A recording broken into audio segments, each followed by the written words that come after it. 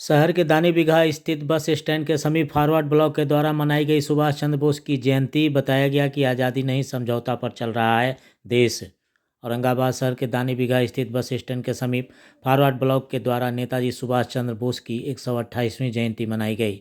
इस जयंती के समारोह की अध्यक्षता फॉरवर्ड ब्लॉक के राष्ट्रीय अध्यक्ष DS निराला ने की। समारोह को संबोधित करते हुए गुरुवार की शाम 4 बजे उन्होंने कहा कि नेताजी ने अखंड भारत की आज़ादी के लिए क्रांतिकारी राष्ट्रवाद की स्थापना की, वैज्ञानिक समाजवाद के लिए लड़ाई लड़ी थी, लेकिन गांधी जी के द्वारा देश को समझौता के आधार पर आज़ादी दिलाई गई। अंग्रेज चले गए, परंतु आज लाखों लाख की संख्या में विदेशी कंपनियां यहां आकर जनता को गुलाम बनाए हुई है और कॉरपोरेट घरानों की पूंजी से ही शासन चल रहा है। उन्होंने बताया कि नेताजी की जयंती के समारोह पर यह सबक लेकर सबों से आह्वान किया जा रहा है कि भारत दुनिया के क्रांतिकारियों का महाकेंद्र बने और दुनिया का नेतृत्व करे, ताकि समाजवादी व्यवस्था कायम हो सके। उन्होंने बताया कि यह समाजवाद का अमृतकाल और पूंजीवाद का मृतकाल है। वर्ष 1130 से ही पूंजीवाद का मृतकाल चल रहा है।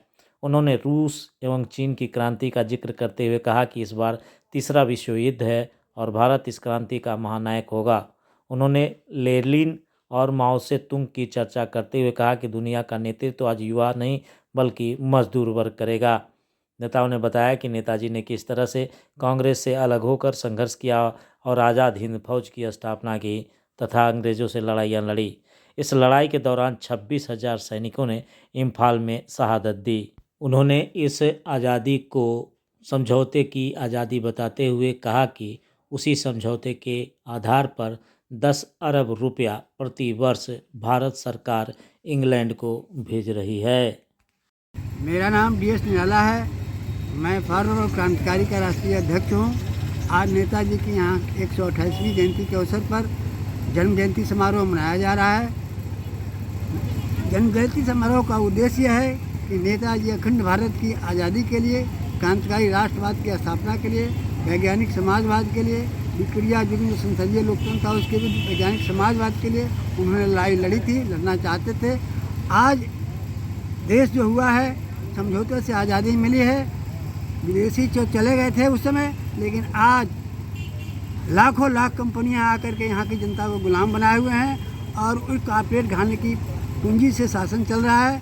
जितने भी शासक दल हैं आज तक रहे हैं, कॉर्पोरेट जीवी हैं, उन्हीं के पैसे पर चुनाव लड़ते हैं और उनके जितना क्रियाकलाप है गाँवों तक उन्हीं का जो है ऐसे रोड बनाया, जैसे तो हर जगह आवारा बाजार पहुंचा दिया, ठेकेदारी चलाया तो सब जगह भ्रष्टाचार फैला दिया, सब जगह शराबखोरी बुलाया जाएगा। इस व्यवस्था में वेश्यावृत्ति, लूट पाट, झूठ खसोट, विषमता, तमाम तरह की चीज़ें आज तक मौजूद हैं। इनका 75 साल हो गया, आज तक ये बातें दूर नहीं हुई है। इसलिए हम लोग नेताजी के ज़िंदगी से सबक लेकर के चाहते हैं कि एक वैज्ञानिक समाजवादी व्यवस्था, नई समाजवादी क्रांति के रास्ते बने, भारत दुनिया के क्रांतिकारियों का महाकेंद्र बने और फिर दुनिया को नेतृत्व दे, ताकि सारी दुनिया में समाजवादी व्यवस्था कायम हो सके।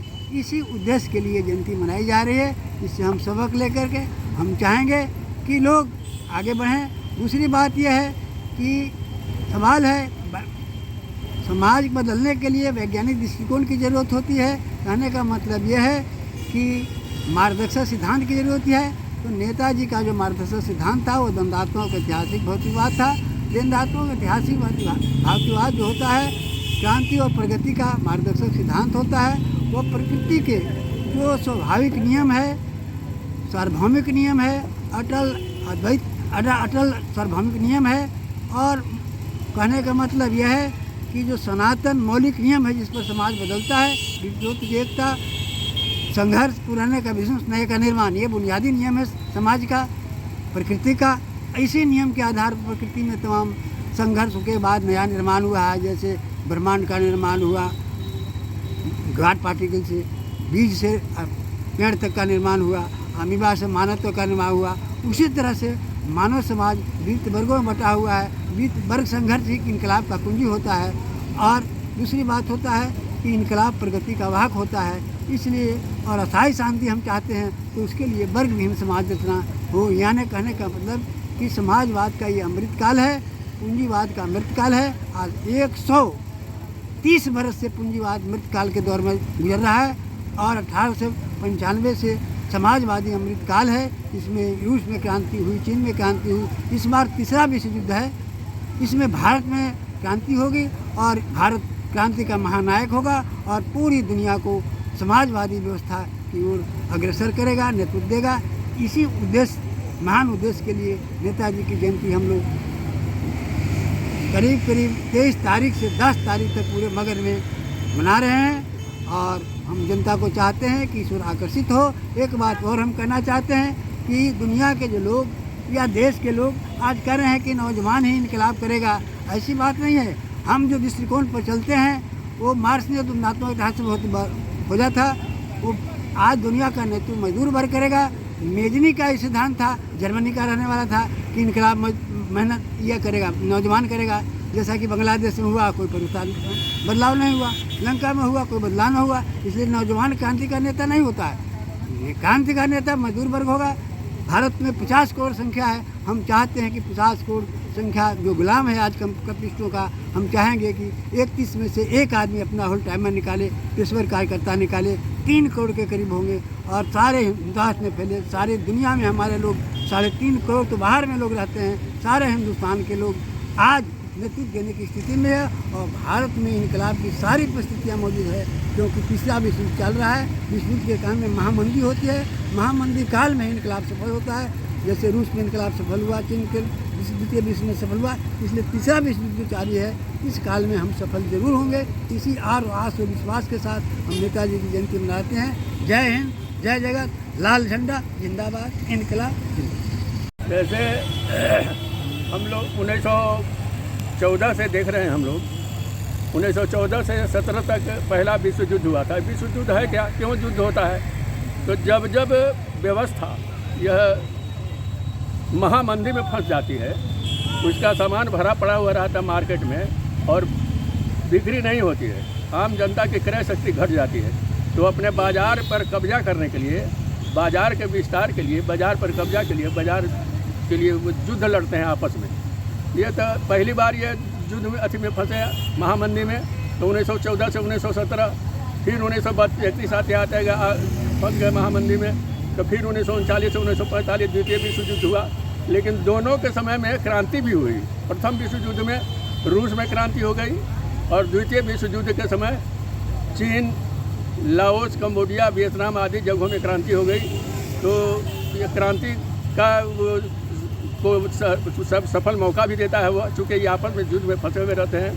तो ये तमाम लोग जो हैं, ये व्यवस्था जो है, ये हम भारत की खास करके भारत में लोग बड़े हल्ला कर रहे हैं। बहुत 1947 में हल्ला किया कि हम आज़ाद हो गए, आज़ाद हो गया। पूरे देश में जिलेबियाँ बंटवा दी गई कि आज़ाद हो गए, लेकिन आज़ादी नहीं मिली। उस रोज़ दोहरी गुलामी थोपी गई 1947 को। यहाँ काले और गोरे अंग्रेज़ों के बीच, गोरे अंग्रेज यहाँ के काले अंग्रेज की संज्ञा दी थी नेताजी सुभाष चंद्र बोस ने यहाँ के सामंतों और पूंजीपतियों को, कि अगर समझौता हो गया और इनके हाथ में सत्ता आ गई, तो काले अंग्रेज़ों के हाथ में, सामंतों और पूंजीपतियों के हाथ में, तो इनका शोषण कम भयानक यहाँ की जनता पर नहीं होगा। इसलिए इनका भी सफाया हमारा लक्ष्य है, तभी जनता को सही और सच्ची आज़ादी मिल सकेगी। और अगर ऐसा नहीं हुआ तो यहाँ की जनता को नई सिरे से नई समाजवादी क्रांति करनी होगी। आज स्थिति सामने है, इसी के लिए हम लोग बराबर नेताजी की जयंती मनाते हैं। इस तरह के भगत सिंह की जयंती मनाते हैं, भगत सिंह के शहादत दिवस मनाते हैं। भगत सिंह और के जो क्रांतिकारी लाइन था, उस लाइन को लेकर के यहाँ नेताजी सुभाष चंद्र बोस ने आगे बढ़ाया था, लेकिन ये षड्यंत्र के शिकार हो गए और नेताजी वहाँ सेकेंड वर्ल्ड वार में नागासाकी हिरोशिमा पर, जापान में नागासाकी हिरोशिमा है, उस पर अमेरिका ने बम गिरा दिया, जिससे हमारा जो है नेताजी को जो है फॉरवर्ड लोक क्रांतिकारी थी, आज़ाद हिंद फौज जो बना हुआ था, उसको आज़ाद हिंद सरकार बनी हुई थी, आज़ाद हिंद रेडियो बना था, तो उसको आज़ाद हिंद सरकार को मदद उधर से बंद हो गया, जिससे हमारी सरकार, आज़ाद हिंद फौज की सरकार युद्ध हार गई। और एक मुश्त में इम्फाल के मोर्चे पर 26,000 जवानों ने शहादत दिया।